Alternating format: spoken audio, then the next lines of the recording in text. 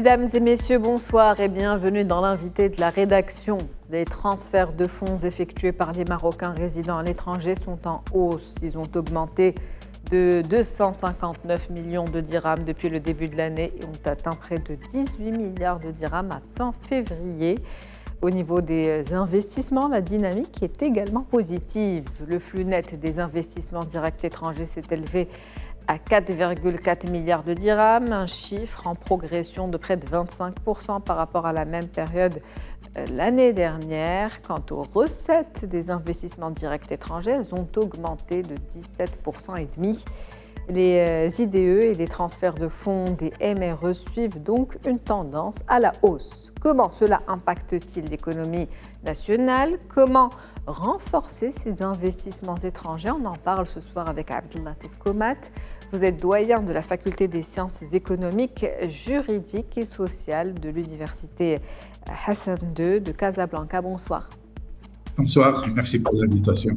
Merci de l'avoir accepté. Alors, on va commencer par les transferts de fonds des MRE. On parle d'une hausse de 1,5%, ce qui représente à peu près 259 millions de dirhams. Et si on devait comparer par rapport à 2020, on a une hausse de 76%. Je parle bien des 2 premiers mois de l'année.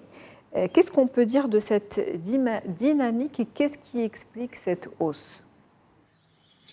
Alors, c'est une hausse qui s'inscrit dans la continuité depuis plusieurs années. Il y a une tendance haussière des transferts des Marocains à l'étranger.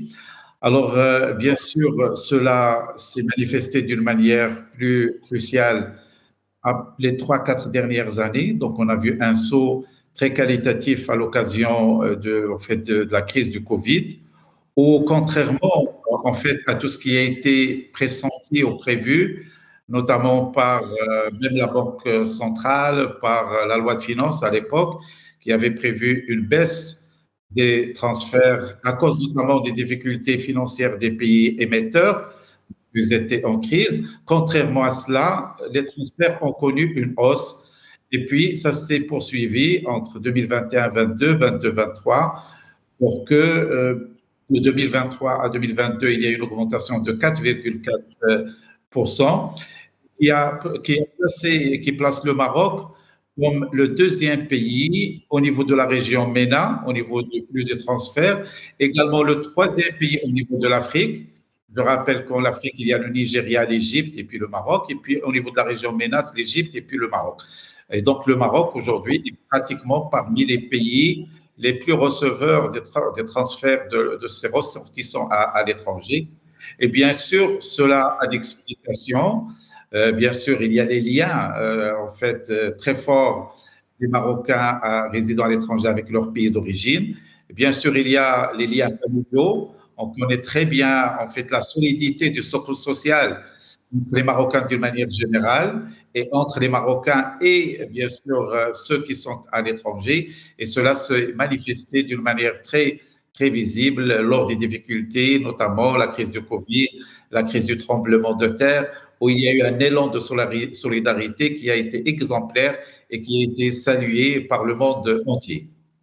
Vous l'avez dit, des liens très forts entre le Maroc et ses MRE, donc les Marocains résidant à l'étranger, puis des liens familiaux, comme vous venez de le dire. Toute cette augmentation, en tout cas de ces transferts de fonds, vous l'avez dit, le Maroc est parmi l'un des pays qui est le plus receveur en Afrique, dans le top 3. Comment cela impacte-t-il l'économie nationale aujourd'hui ? Alors, il l'impacte sur plusieurs plans. Bon, tout d'abord, bien sûr, il y a le côté social. Vous savez que l'essentiel de ce transfert vont pour soutenir les familles des Marocains résidant à l'étranger. Et bien sûr, cela joue un rôle important au niveau tout d'abord de la cohésion sociale, mais également au niveau de la demande, parce que ces revenus créent une demande qui est très, très importante pour stimuler justement les flux et la dynamique économique dans notre pays. La croissance, elle est liée en grande partie justement à la demande. Deuxième chose, ce sont les flux financiers qui alimentent notre système bancaire. Donc, il y a besoin de fonds, notamment pour financer la croissance, pour financer le développement. Et bien sûr, une recette qui est, je dirais, assez conséquente pour notre système bancaire. Le troisième volet, c'est le volet investissement. Et là, bien sûr, il y a l'investissement dans l'immobilier qui reste le plus attractif parce que l'essentiel de l'investissement va vers l'immobilier. Mais bien évidemment, et c'est à ce niveau-là qu'il y a un travail à faire, c'est au niveau de l'investissement dans d'autres secteurs porteurs, dans l'industrie, dans les services, dans la formation, dans les énergies, etc., où il y a différents ponts aujourd'hui possibles pour l'investissement des Marocains résidant à l'étranger qui, en plus, au-delà, je dirais, des moyens financiers, ils disposent de compétences techniques et technologiques qui les prédisposent à monter des projets dans leur pays d'origine et à participer à la création d'emplois et à la création des richesses. On va en parler justement tout à l'heure de cette création de valeur et des secteurs qui pourraient bénéficier de ces investissements étrangers. Mais pour rester sur ce que vous dites, vous l'avez dit, donc ces transferts de fonds influencent notre système bancaire. Quels sont aujourd'hui les principaux canaux qui sont utilisés justement par ces MRE ? Alors, les canaux, c'est essentiellement en fait l'intermédiation financière à travers le système bancaire, le système financier d'une manière générale. Et là, je voudrais souligner une chose qui a circulé et qui a essayé d'expliquer peut-être l'augmentation des flux en 2020 pour dire que peut-être, étant donné que le monde était en arrêt, que ce qui a expliqué cette hausse, c'est le fait qu'il y a eu des modes parallèles de transmission et de transfert de cet argent vers justement la population marocaine. Mais cela a été démenti. Pourquoi? Parce que même après la crise, après que les relations justement financières sont revenues à la normale, le flux d'augmentation est resté sur la même tendance d'augmentation. Pour dire qu'aujourd'hui, ces transferts se font d'une manière formelle via les canaux qui sont des canaux officiels, via les agences financières, via le système bancaire. Et puis, bien sûr, il y a d'autres canaux classiques, mais l'essentiel passe par le système, je dirais, financier marocain. Et selon vous, d'où émanent les transferts de fonds les plus importants, en tout cas? Quels pays aujourd'hui sont prioritaires? Alors, les pays qui dominent sont au nombre de 3. La France, qui pratiquement est à l'origine d'à peu près le tiers des transferts, en fait c'est à peu près 32%, vient par la suite l'Espagne et puis l'Italie. Alors il y a l'Arabie Saoudite, il y a les États-Unis également qui représentent 6 à 7%. Mais ce qu'il faudrait relever, c'est qu'il y a une tendance à la hausse dans certains pays. Alors, notamment le Canada. Le Canada, il y a une tendance à la hausse qui est estimée à 27% entre 2022 et 2023. Il y a également l'Espagne. L'Espagne, il y a une tendance à la hausse. Il y a l'Italie. Ce sont des pays qui, bien sûr, il y a une tendance à la hausse de transfert. Et puis, bien sûr, également, il ne faut pas oublier l'importance des pays du Golfe, notamment l'Arabie Saoudite, les Émirats arabes unis, qui connaissent également des transferts assez conséquents. Donc des transferts qui commencent à être en tout cas de plus en plus importants et un peu éparpillés dans le monde. Ils ne sont pas localisés dans une seule zone géographique. Parlons maintenant des fluctuations des taux de change. Comment influencent-ils ces transferts, selon vous, en tant qu'économiste? Alors, bien sûr, il y a une relation entre la valeur, bien sûr, de la monnaie nationale et la valeur des pays, des devises des pays dont on reçoit ces transferts. Bien sûr, je fais allusion essentiellement à l'Europe, à l'euro, parce que l'essentiel des transferts vient des pays européens, comme on a dit, la France, l'Espagne, l'Italie, etc. Alors, bien sûr, le taux de change, en fait, donne la valeur, en fait, de la monnaie en dirhams. Si, bien sûr, nous avons un taux de change qui est défavorable pour le dirham, cela se répercute sur ce que reçoit justement le receveur de ces transferts. Et puis l'inverse, si nous avons une monnaie faible, c'est au contraire, la valeur en dollars se transforme au montant plus important en dirham. C'est pour cela que la relation entre en fait, le dirham et les monnaies dont est transférée, en fait, qui correspondent à ce transfert est très importante. Et heureusement, pour notre pays, contrairement peut-être à d'autres pays, nous avons en fait des équilibres macroéconomiques assez solides au niveau du taux de change, bien sûr, parce que vous savez que même s'il y a eu cette flexibilité, ce flottement de 5%, pratiquement ça n'a pas impacté la valeur du dirham par rapport au fait devises, surtout qui constitue le panier sur lequel se calcule ce taux de change, notamment l'euro et le dollar, est resté plus ou moins stable. Et c'est un avantage, c'est je dirais, quelque chose qui consolide en fait le système financier marocain. Et puis la deuxième chose, c'est l'inflation également. Bien qu'il y a eu une inflation à un certain moment qui était aux alentours de 6%, aujourd'hui on est revenu à 2,2%, contrairement à d'autres pays qui connaissent des inflations très importantes. Et bien sûr, cela se répercute sur l'argent lorsqu'il est transféré, il perd relativement en valeur si nous sommes dans un milieu très inflationniste. Et pour dire que l'avantage du Maroc, c'est qu'il y a une stabilité sur tous les plans. Bien sûr, il y a la stabilité politique. Là également, c'est un facteur très important, mais il y a la stabilité financière et donc les variations de la valeur de la monnaie, des taux directeurs, etc., sont très bien étudiées et les décisions générales sont prises d'une manière très objective pour justement préserver cet équilibre financier.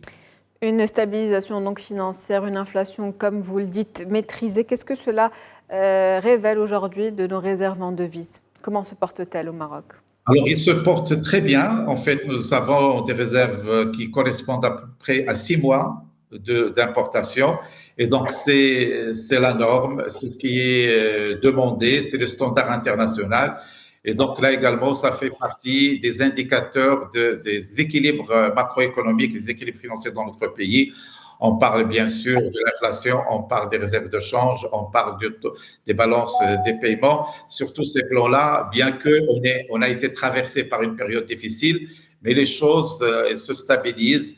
Et bien sûr, au niveau des réserves de change, le Maroc a toujours, depuis bien sûr le problème que nous avons vécu au milieu des années 80, lorsque pratiquement il y avait un épuisement des réserves de change, depuis le Maroc a été toujours considéré, entre guillemets, comme un bon élève par les institutions financières internationales et cela a été révélé notamment lors de l'organisation des assemblées générales du FMI de la Banque mondiale au mois de novembre dans notre pays, où le Maroc a été cité comme un exemple, comme une référence en matière de respect des équilibres fondamentaux, dont notamment bien sûr les réserves de change. Et puisqu'on parle toujours des transferts de fonds, des MRE, qu'est-ce qu'on peut dire aujourd'hui des mesures mises en place par le gouvernement pour les renforcer davantage? On sait que la tendance est à la hausse et que, vous l'avez dit, depuis 2020, donc ça dure depuis quelques années maintenant, mais comment faire pour que ce soit encore plus important aujourd'hui?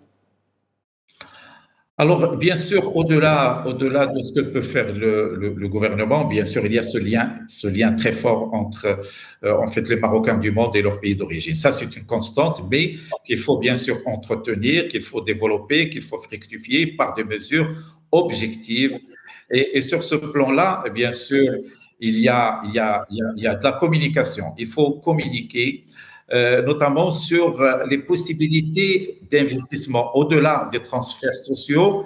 Ce dont nous avons besoin aujourd'hui, c'est une participation plus active des Marocains du monde dans l'investissement, dans cette ère, dans cette dynamique que connaît notre pays. Aujourd'hui, nous avons une charte d'investissement qui a plusieurs avantages, qui est destinée une grande partie à l'investissement direct étranger, dont notamment l'investissement des Marocains du monde. Et donc, il faut expliquer les dispositions de cette charte. Il faut expliquer un peu tout ce qui est fait au niveau des centres régionaux d'investissement ou qui ont un rôle plus actif dans la prospection et dans le soutien à l'investissement, dans l'accompagnement. Il faut aller davantage dans la simplification des procédures administratives en matière d'investissement. Vous savez que le Maroc a franchi des pas, il a beaucoup avancé, notamment dans le classement de Doing Business, mais il y a encore beaucoup à faire. Il y a également la question du foncier qui est évoquée. Et là, il y a aujourd'hui la dynamique de la création des zones d'activité au niveau des différentes régions. Ce qu'il faudrait, c'est justement présenter à travers des meetings, à travers des campagnes de sensibilisation, toutes ces possibilités aux Marocains du monde parce qu'il regorge de compétences et regorge de moyens. Et il y a une prédisposition à investir, mais ce qu'il faudrait, c'est de la communication, de la sensibilisation, mais également de l'accompagnement et puis de préparer un terrain très favorable en termes de simplification des procédures et bien sûr tout ce qui va avec en termes financiers et également en termes d'accompagnement. Un marché marocain, donc plein d'opportunités à exploiter aujourd'hui. Vous l'avez dit, ces investissements directs étrangers sont importants, ils sont essentiels pour la création de valeur et de richesse, comme vous le disiez en début de cet entretien. Justement, ces investissements directs étrangers qui sont également en hausse et qui rentrent dans cette tendance. On parle aujourd'hui de 4,5 milliards de dirhams. Donc, à fin février, est-ce que ce montant, selon vous, est aujourd'hui suffisant et qu'est-ce que ça révèle sur la tendance d'ici la fin de l'année? Alors, en ce qui concerne les investissements directs étrangers dans notre pays, le Maroc a été toujours un pays attractif. Il est d'ailleurs, au même titre que les transferts des Marocains à l'étranger, considéré comme un des leaders au niveau de la région, au niveau de l'attractivité des investissements directs étrangers qui ont accompagné la dynamique économique dans notre pays et on connaît que le Maroc a toujours été un pays ouvert sur l'international et il a toujours été à la recherche de partenariats. Alors, bien sûr, aujourd'hui, nous parlons de 4 milliards de dirhams. C'est déjà un montant qui est significatif, mais on espère mieux. Alors, sur ce plan-là, il faut dire que nous avons deux stratégies. Nous avons une stratégie à court terme et là, il faut maintenir cette dynamique dans des proportions respectables parce qu'il y a une tendance haussière. Ça, c'est sur le court terme et on espère que l'année 2024 serait meilleure que les 2 ou 3 dernières années, mais déjà c'est de bon augure avec ce démarrage en début d'année. Mais ce qu'il faudrait également souligner, c'est qu'il y a la stratégie à moyen et long terme. Et là, vous savez qu'il y a aujourd'hui ce qu'on appelle des commissions de traitement des projets d'investissement, et notamment les investissements stratégiques, et présidé par M. le chef du gouvernement, qui se réunit régulièrement et qui recense un certain nombre d'intentions d'investissement. Et là, sur la table du gouvernement du Maroc, nous avons des milliards de dirhams comme intention d'investissement à moyen et long terme sur des projets structurants. Et là, je souligne que nous avons un certain nombre de secteurs qui sont aujourd'hui stratégiques pour notre pays, mais également stratégiques pour le reste du monde. Et bien sûr, à leur tête, il y a les énergies renouvelables. On sait qu'aujourd'hui, il y a beaucoup d'intentions d'investir dans ce domaine-là. Il y a tout ce qui est la décarbonation, notamment à travers les batteries électriques. Et nous avons assisté la semaine dernière à un gros investissement par une compagnie chinoise qui serait opérationnelle à l'horizon 2026. Et puis, il y a tout ce qui est dessalement de l'eau, il y a tout ce qui est économie bleue, il y a l'économie verte et puis il y a tout ce qui est accompagnement, notamment de grands projets structurants avec l'OCP qui est en train de développer toute une politique verte, notamment destinée au secteur agricole. Donc, il y a beaucoup de possibilités qui vont certainement donner un élan encore plus important à l'investissement direct étranger dans la prochaine décennie, beaucoup plus que ce que nous avons vécu la décennie en cours.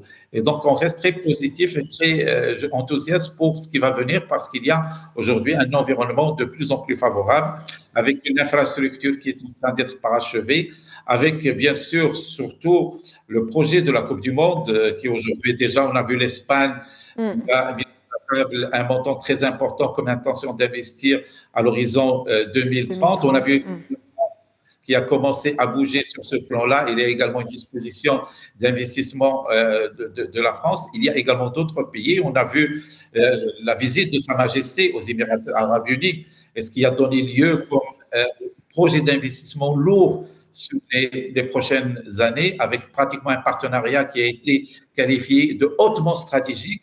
Et donc, l'investissement direct étranger au Maroc a de beaux jours devant lui pour les prochaines années.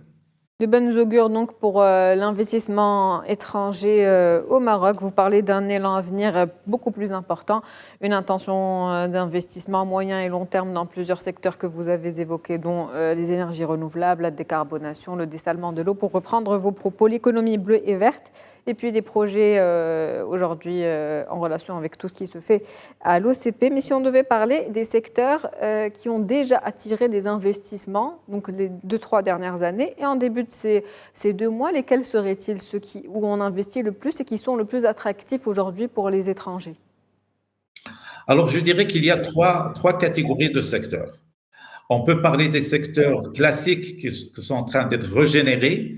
Et là, je pense essentiellement textile, habillement. Vous savez qu'à un certain moment, on s'est dit que le textile était en difficulté. Aujourd'hui, au contraire, il y a un rehaussement au niveau de l'investissement, au niveau de l'exportation, notamment de tout ce qui est textile, habillement. Le Maroc, aujourd'hui, en partenariat avec des grandes compagnies d'habillement. Donc, il y a des joint ventures, il y a de la sous-traitance. Et donc, c'est un secteur qui est en train d'être régénéré. Bien sûr, il y a le secteur de l'agroalimentaire qui est qualifié dans le cadre de la souveraineté nationale et qui est aujourd'hui, en fait, a la caractéristique d'un pays prioritaire et stratégique dans tous les pays du monde après les crises que nous avons connues. Alors, le deuxième point, ce sont ce qu'on appelle les métiers mondiaux du Maroc.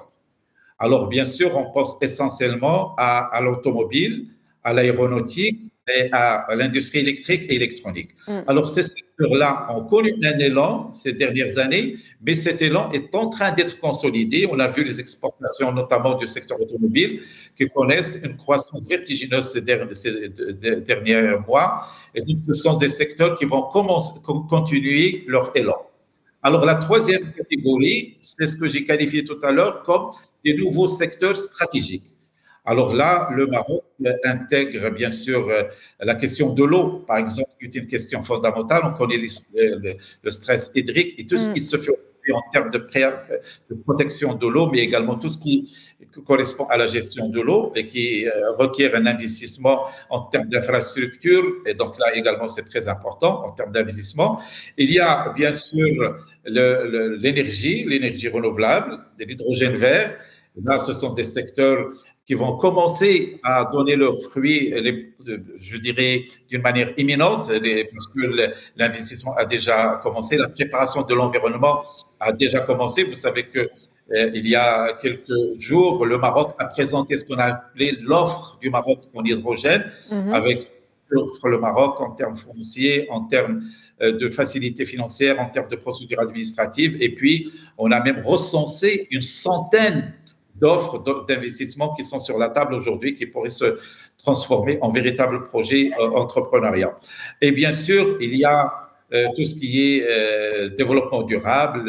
Aujourd'hui, la transformation du secteur agricole est en train de connaître un autre élan en tirant un peu les leçons de cette difficulté hydrique que nous sommes en train de vivre, pour dire que ça, c'est l'avantage du Maroc, c'est que nous avons une économie diversifiée.